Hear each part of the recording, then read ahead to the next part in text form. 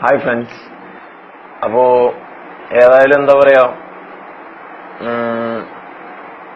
എനിക്ക് മരണം വിധിച്ച കുറെ ആൾക്കാരുണ്ടല്ലോ. കുറെയൊക്കെ ഫേക്ക് ഐഡീസ് ആണ്, എന്നാലും കുഴപ്പമില്ല. എന്നാൽ അതിന്റെ ഉള്ളിൽ അത് പ്രവർത്തനമായ കുറച്ച് ആൾക്കാരുകൾ റോബോട്ടിക്സ് ഒന്നുമല്ല ഫേസ്ബുക്ക് യൂസ് ചെയ്യുന്നു. എന്തായാലും എനിക്ക് മരണം വിധിച്ചത് കൊണ്ട് ഞാൻ നിങ്ങൾക്കൊരു എന്താ പറയാ, എന്നെ കൊല്ലാൻ വരുന്നവർക്ക് എന്തെങ്കിലും പാരിതോഷികം കൊടുക്കണ്ടേ. ഞാന് തിരുവനന്തപുരം SBT വികാസ് ഭവൻ ബ്രാഞ്ച് തിരുവനന്തപുരം SBTയിൽ എന്റെ അക്കൗണ്ടിലുള്ള 5 ലക്ഷം രൂപ 5 കോടിയുടെ ചെക്ക് എഴുതി വെച്ചിട്ടുണ്ട്. ഞാൻ സൈൻ ചെയ്തിട്ടുണ്ട്, ഞാൻ ആളെ പേരും എഴുതിയിട്ടില്ല. 5 കോടി 5 crore അത്രേ ഉള്ളൂ. ബാക്കിയെല്ലാം ഞാൻ എന്താ ചെയ്തെന്ന് ഞാൻ പറഞ്ഞുതരാം. 5 കോടി ഇനി അതേ ഉള്ളൂ. 5 കോടി ട്ടാ. പിന്നെ ഇതറിയാം, 500 രൂപയുടെ മുദ്രപേപ്പറാണ്. 500 രൂപയുടെ മുദ്രപേപ്പറാണ്. ഇതിൽ ഞാൻ സൈൻ ചെയ്തിട്ടുണ്ട്. അപ്പൊ ഒരാളുടെ എനിക്ക് അത് എന്തൊക്കെയാണ് എന്റെ പ്രോപ്പർട്ടീസ് മൊത്തം നിങ്ങൾക്ക് ഇതിൽ എഴുതിയെടുക്കാം. ഞാനത് എന്തൊക്കെയാന്നുള്ളത് ഇവിടെ ലിസ്റ്റ് ചെയ്ത് വെച്ചിട്ടുണ്ട്. ലിസ്റ്റും ഞാൻ അതിന്റെ ഒപ്പം വെക്കുന്നുണ്ട്. ഓക്കെ, ഞാനിത് എന്താ പറയാ, ഇതെന്റെ എനിക്കും എന്റെ പെണ്ണിനും കൂടി ജീവിക്കാൻ വേണ്ടി ബാക്കി എന്റെ ഉള്ള സമ്പാദ്യങ്ങൾ മൊത്തം ഞാൻ ഒരു സുന്നി ട്രസ്റ്റിന് മിനിയാന്ന് എഴുതി കൊടുത്തു മൊത്തത്തില്. അപ്പൊ ഇനി ഇത്രേ ഉള്ളൂ മക്കളെ. അപ്പൊ എന്നെ കൊല്ലാൻ വരുന്നവർക്ക് ഞാൻ ഇതിവിടെ ഉണ്ടാവും. ഇത് നിങ്ങൾ എടുത്തോണ്ടി. കാരണം ഞാൻ മരിച്ചു കഴിഞ്ഞാൽ പിന്നെ ഇത് ആർക്കും ആവശ്യമില്ലല്ലോ. ഒന്ന് പോടാ, നീയൊക്കെ പുളുത്തും നീയൊക്കെ പുളുത്തും. ഒരു രോമെടുക്കൂല നീ എന്റെ അടുത്തൊന്നും. പറ്റുന്നുണ്ട് എടുക്കടാ. ഞാൻ ഇതോടെ വെച്ചിട്ടുണ്ട്. പിണറായി വിജയന് RSS 1 കോടിയല്ലേ തലക്ക് പ്രഖ്യാപിച്ചു. എന്റെ തലക്ക് ഞാൻ 5 കോടി 128 കോടിയുടെ എന്റെ സ്വത്തും ഞാൻ ഇതിൽ ലിസ്റ്റും വെച്ചിട്ടുണ്ട്. ബാക്കിയൊക്കെ ഞാൻ ഇന്ന് ട്രസ്റ്റിന് എഴുതി കൊടുത്തു. മൊത്തത്തിൽ കംപ്ലീറ്റ് എല്ലാം ട്രസ്റ്റിന് ഞാൻ എഴുതി കൊടുത്തു, ഒരു സുന്നി സംഘടനക്ക്.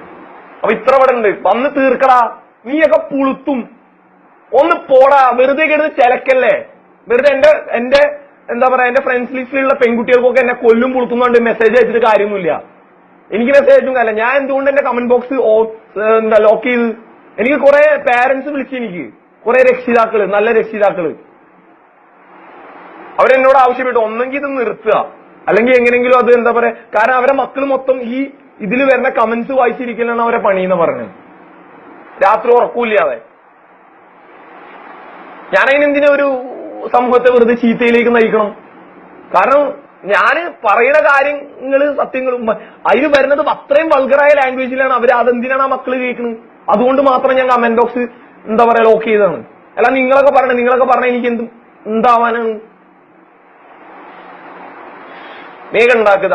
127 ചില്ലാനൻ പ്ലസ് 5 കോടി 133 CR സാധനങ്ങൾ നിങ്ങൾ എടുത്തോ. കാരണം ഞാനും പെണ്ണും കൂടി ജീവിക്കാൻ, ഞങ്ങൾക്ക് ഇത് മൊത്തം ഒന്നും വേണ്ട. ഞങ്ങളൊരു ചെറിയ ഓർഫനേജ് ഒക്കെ പണിയാനുള്ള പ്ലാൻ ആയിരുന്നു. ഇതിനു മുമ്പും ഞാൻ പലരും പണിതിട്ടുണ്ട്. പിന്നെ ഞാൻ പറയണേക്ക് അപ്പൊ നിങ്ങൾക്ക് ഇത് എടുക്കാം. ഞാൻ ഇത് എന്നെ കൊല്ലാൻ വരുമ്പോ എന്റെ ഞാൻ കാറിൽ സഞ്ചരിക്കുകയാണ്. ഞാൻ ഇനി എങ്ങനെയാണെങ്കിലും എന്റെ അടുത്ത് ഉണ്ടാവും. ഓക്കെ, ഇനി എനിക്ക് പറയാനുള്ള കാര്യങ്ങൾ ഞാൻ പറയാം. പെരുമ്പാവൂർ എന്ന് പറഞ്ഞാൽ എല്ലാവർക്കും പറയാം. ഞാനൊരു 3 വർഷം മുമ്പ് ഞാൻ അൻസാർ ഇംഗ്ലീഷ് സ്കൂളിൽ കുറച്ചു കാലം പഠിച്ചിരുന്നു, കുറച്ച് വർഷങ്ങൾ. അവിടെ എന്റെ സീനിയർ ആയിരുന്നു, എന്റെ ഒരു 6 വർഷം സീനിയർ ആയിരുന്നു എന്റെ ഒരു സീനിയർ. അവന്റെ വീട് പെരുമ്പാവൂരാണ്. നല്ല അസല് കൈക്കരുത്തുള്ള കേൾക്കണം. അവന്റെ വീട്ടിലോട്ട് പോയ സമയത്താണ് ഞാൻ അവിടുത്തെ കാര്യങ്ങൾ മൊത്തം അറിയുന്നത്. ഇങ്ങനെ അവിടെ നാട്ടിൽ നടക്കണ ഈ ഒരു വാണിഭം എന്ന് പറഞ്ഞാൽ ചില്ലറ രീതിയിലല്ല. അങ്ങനെ അന്ന് ഞാനത് നമ്മുടെ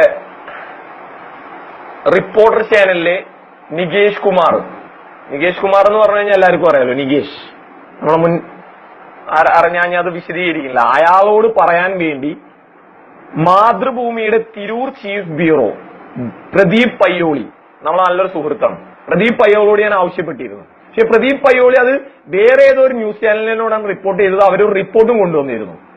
അത് നിങ്ങൾ റിപ്പോർട്ട് TV പ്രസിദ്ധീകരിച്ചിരുന്നു. നിങ്ങൾ ശ്രദ്ധിച്ചിട്ടുണ്ടാവും കുറച്ച് ആളുകളെങ്കിലും.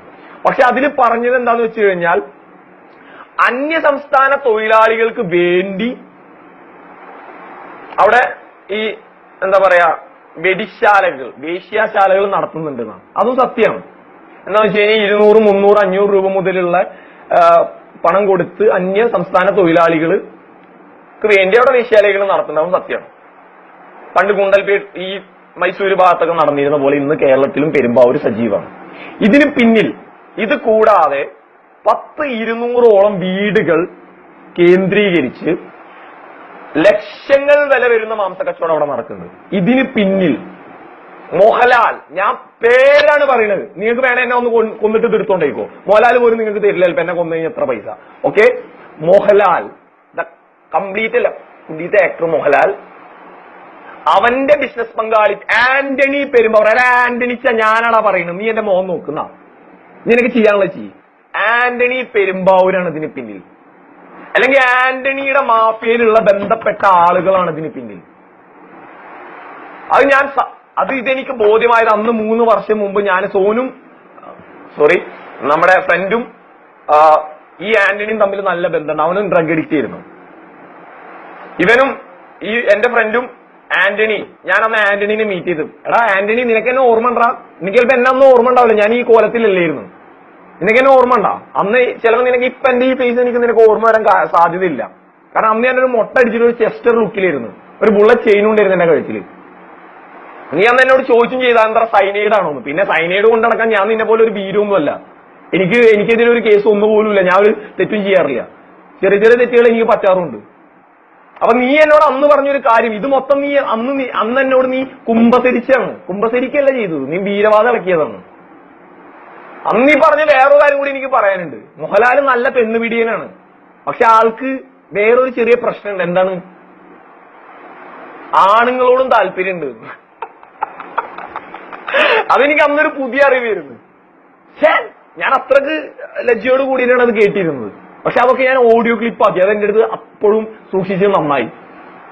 എടാ ആന്റണി വാടാ പന്നി, ഞാൻ നിന്നെ വെല്ലുവിളിക്കടാ, നീ ഒറ്റക്ക് വാ, നീ കുറെ ആൾക്കാരെ തീർത്തിട്ടുള്ളേ മോഹൻലാലിന് വേണ്ടിട്ട്, നീ ഇങ്ങോട്ട് വാടാ, നിനക്ക് ഞാൻ തരും. നിനക്ക് 1.33 CR എടുത്തു. എന്റെ എവിടൊക്കെയാണ് എന്റെ പ്രോപ്പർട്ടീസ് മൊത്തം കാര്യങ്ങളും അതിൽ രേഖപ്പെടുത്തിയിട്ടുണ്ട്. നീ വാ. ഇനി അധികാരികളോട് പോലീസിനോടുമാണ് ഞാൻ പറയുന്നത്, നിങ്ങൾക്ക് ഞാൻ 1 മാസത്തെ ടൈം തരാം. 1 മാസത്തെ ടൈം, 1 മാസത്തിനുള്ളിൽ പെരുമ്പാവൂരിൽ ഈ സംഭവങ്ങൾ തുടച്ചു നീക്കിയിട്ടില്ലെങ്കിൽ ഞാൻ ഇറങ്ങും. ഞാൻ ഒറ്റയ്ക്കല്ല, ഇനി ഞാൻ വെളിച്ചത്ത് ഇറങ്ങും. ഞാൻ ഒറ്റയ്ക്കല്ല, എന്റെ സംഘം മൊത്തം ഇറങ്ങും. നിങ്ങൾക്ക് എന്നെ പിടിച്ച കിട്ടൂല. ഞങ്ങൾക്ക് തോക്കും തേങ്ങയും ചക്കൊന്നും വേണ്ട, അടിച്ച് പൊളിച്ചിരിക്കും JCB വെച്ചിട്ട്, പണ്ട് അച്യുതാനന്ദൻ ചെയ്ത പോലെ. ഞാനെ വെല്ലുവിളിക്കുന്നു. നിങ്ങൾക്ക് ചെയ്യാനുള്ള ചെയ്യും, ഞാൻ വെല്ലുവിളിക്കുന്നു. നിങ്ങൾക്ക് ചെയ്യാനുള്ള ചെയ്യും, കഴിയുമെങ്കിൽ ചെയ്യും. എടാ ആന്റണി, ഞാനടാ പറയുന്നത്, നീ ചെയ്യ്. നിന്റെ മക്കളെ, നിന്റെ മൊത്തം ശിശു മക്കളെ കൊണ്ടടാ, ഒരു തേങ്ങ നടക്കൂല. ഈ പെരുമ്പിലാവ് ദേശത്ത് നിങ്ങൾ കാല് കുത്തി കഴിഞ്ഞാൽ കാലൊടിച്ചിട്ട് വിടുള്ളൂ. അത് ഈ പെരുമ്പിലാവ് ഒരു ഒറ്റ കെട്ടാ. സഖാക്കളായാലും NDF ആയാലും ഏതാൾക്കാരായാലും പുറം നാട്ടുകാർ ഒന്നുകൂടെ കളിച്ചു കഴിഞ്ഞാൽ. കാരണം ഞങ്ങൾക്കില്ലേ, ഞങ്ങൾ തമ്മിൽ തല്ലാറുണ്ട്, പക്ഷെ ഞങ്ങൾ ഇമ്മായി വൃത്തിയിട്ട കാര്യങ്ങൾക്ക് ഞങ്ങളുടെ നാട്ടിൽ സ്ത്രീ പീഡനങ്ങളും കുറവാണ്, ഒക്കെ കുറവാണ്. ഇവിടെ ഞങ്ങളുടെ കോളേജിലെ പെൺമക്കൾ തെറ്റ് ചെയ്യണമെങ്കിൽ അടിച്ച് കാറ് ഞങ്ങളിവിടെ പൊളിച്ചിട്ടുണ്ട്, പൊളിച്ചടക്കിയിട്ടുണ്ട്. ഞങ്ങള് ഒരുത്തനും ഇവിടെ ഒന്ന് കളിക്കൂല. ഈ ചാവക്കാട് ഈ തൃശ്ശൂർ ഏരിയ തന്നെ ഒന്ന് കളിക്കൂല. തൃശ്ശൂർ മാത്രല്ല, ഞാൻ തിരൂരാണെങ്കിൽ തിരൂരും കളിക്കൂല. നിങ്ങൾക്ക് കഴിയെങ്കിൽ ചെയ്യ്. ഞാൻ പറയുന്നു, അത് മോഹൻലാലിന്റെ ആന്റണി പെരുമ്പാവൂരാണ് അതിന് പിന്നിൽ. 1 മാസമാണ് ഞാൻ തരണം. 1 മാസം. ഇന്ന് ഡേറ്റ് 2-ാം തീയതിയാണ്. ഈ മാസം 28, 1 മാസമൊന്നുമില്ല, ഈ മാസം 28, 29-ാം തീയതി ഫുൾ ടീമായിട്ട് ഞാൻ ഇറങ്ങും. നിങ്ങൾക്ക് പോലീസുകാർക്ക് അറിയാം, പണ്ടുണ്ടായിരുന്നു ഒരു റെഡ് ഡാഗ്രൻസ് എന്ന് പറഞ്ഞിട്ട് മറ്റേ കോഴിക്കോടുള്ള ഒരു ടീം. നിങ്ങളതിൽ 10 ആളെ പിടിച്ച് നിങ്ങൾ തന്നെ ഗതിച്ചാണ്. ആ 10 ആളൊന്നും ഇവിടെ 8 ആളൊന്നും ഇവിടെ കേരളത്തിലെത്തിയിട്ടുണ്ട്. 2 ആളും കൂടി വരാൻ ഞങ്ങൾ ശ്രമിക്കുന്നത്. ആ 2 ആളും കൂടി എത്തിക്കഴിഞ്ഞാൽ ഞങ്ങളെ സംഘം മൊത്തം ഇവിടെ ഇറങ്ങും, പെരുമ്പാവൂര് തൂഫാനാക്കും.